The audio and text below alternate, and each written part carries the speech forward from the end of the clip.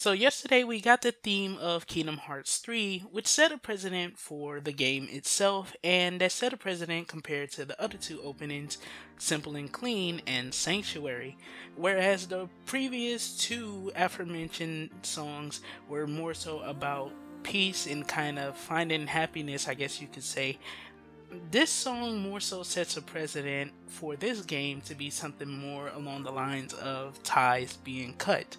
I want you for a lifetime, so baby, if you thinking twice, I don't want to know. It seems like what's being discussed here, or the topic matter, is about this connection that Hikaru wants, or Utada wants, but that connection may not be what the other person wants. And then, of course, the trailer closes off, or the little segment that we get of the song closes off with Riku and Mickey in the realm of darkness at the very end on the beach that we saw Sora and Riku in, and of course Aqua and Ansem the Wise in at the end of Birth by Sleep and Kingdom Hearts 2 respectively. So this kind of got me thinking with what Riku says about what may potentially happen in Kingdom Hearts 3, that this is not only the opening of the song, but this is also the scene that they decided to compile with the song at the end to close off the trailer and the segment of the song that we get. So it stuck with a lot of people yesterday. Of course, a lot of people talked about it on Twitter. A lot of people shared their thoughts on it. And the one thought that I kind of stuck with was one of my Twitter followers. Actually, I'm gonna have them in, of course, the video because I want to make sure that they have the credit and stuff like that. I just can't remember their names from Twitter like that. Um, and I should have actually went ahead and scripted this so that way I could put their name in there. So I'm sorry to you, dude. I don't want to make it seem like it was disrespected anyway, but you were the nigga that put me on to this. So this video is definitely credited to you.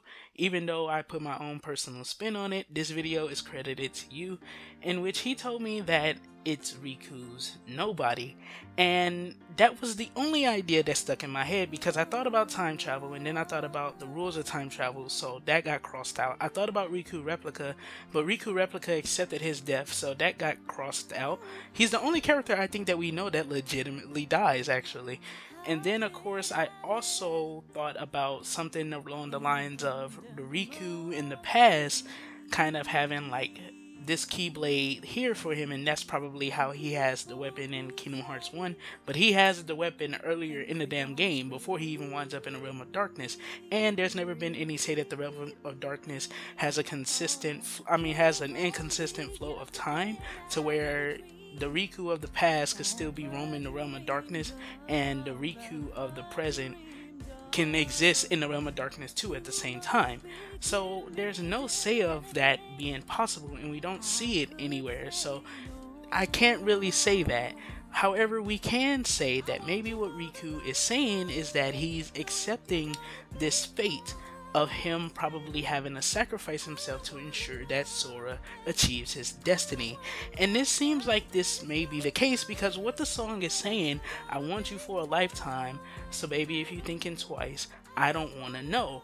Sora as a character, his main goal, if you haven't recognized it thus far throughout the other numeric games and the mini games that we've played as Sora himself as, of course, as the real Sora, not Data Sora, not Roxas, his main goal in all of the numeric games, which is 1 and 2, well, I should say in both previous numeric games then, is to find Riku and Kairi and go home. That's his wish.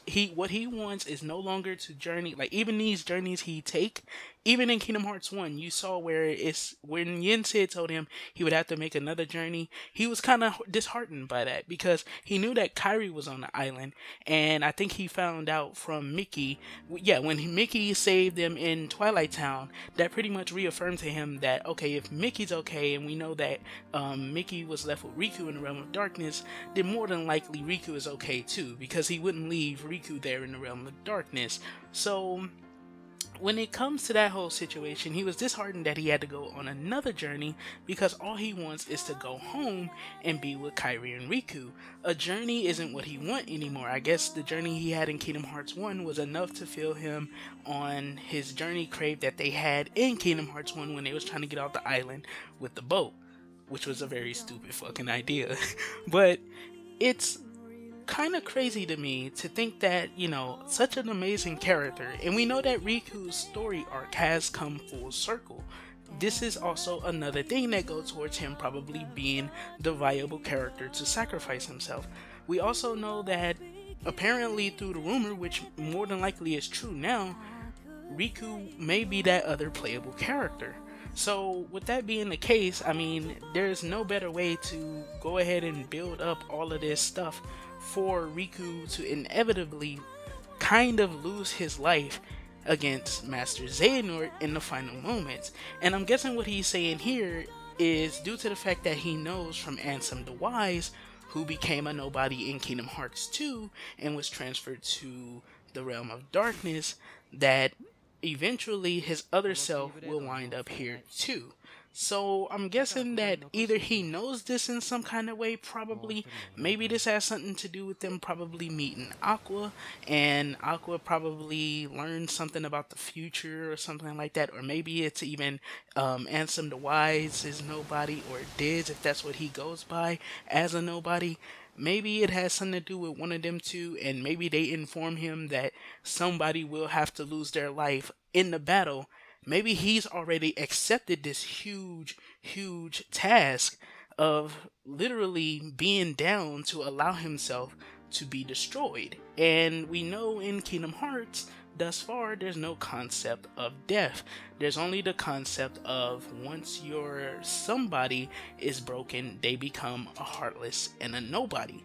So maybe that's what he's accepted, and he's leaving this Keyblade here for the nobody. And this can even be implied by the way the Keyblade itself is broken.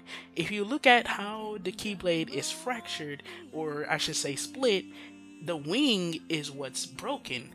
The wing, or shall I say the angelic wing, is what's broken.